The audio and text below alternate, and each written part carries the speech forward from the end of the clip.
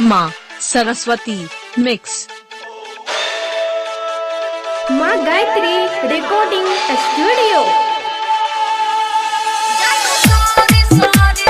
Singing by Dharmendra Nirmaliya. DJ Amit Raj. ये छोड़ी यहाँ तू फोन नहीं चलही, ये छोड़ी यहाँ तू फोन नहीं चलही। जानू सॉरी सॉरी, जानू सॉरी, जानू सॉरी सॉरी, जानू सॉरी। ये छोड़ी यहाँ तू मिलो नहीं चलही, ये छोड़ी यहाँ तू मिलो नहीं चलही।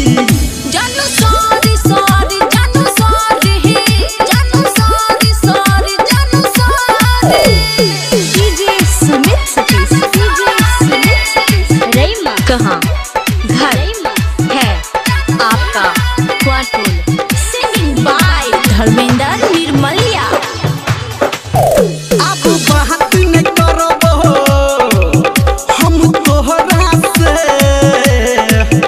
तोहर मुँह नहीं देखबो सुन कोहरा से। प्लीज बाबू मान जाओ ना।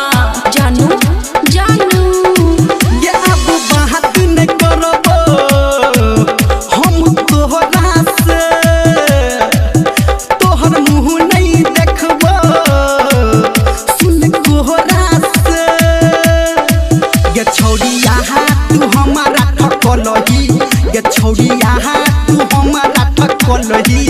जानू सॉरी सॉरी, जानू सॉरी, जानू सॉरी सॉरी, जानू सॉरी।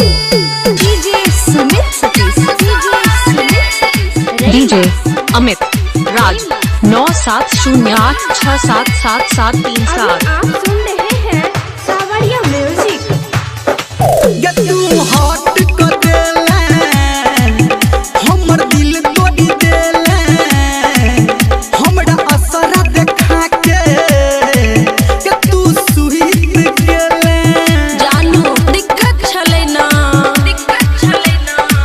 ये तू हॉट कर देले, हमर दिल तोड़ी देले, हमरा असरा देखा के ये तू सुहित गेले। ये छोड़ी यहाँ तुम से दिन के लही, ये छोड़ी यहाँ तुम से दिन के लही। जानू सॉरी सॉरी, जानू सॉरी, जानू सॉरी सॉरी, जानू सॉरी। डीजे ये अमित छोड़ी यहाँ तू फोन नहीं के लही, ये छोड़ी यहाँ तू फोन नहीं के लही। जानू सॉरी सॉरी, जानू सॉरी, जानू सॉरी सॉरी, जानू सॉरी। ये छोड़ी यहाँ तू मिलो नहीं के लही, ये छोड़ी यहाँ तू मिलो नहीं के लही। जानू सॉरी सॉरी, जानू सॉरी, जानू सॉरी सॉरी, जानू सॉरी। प्लीज बाबू मान जाओ ना। 9708677737।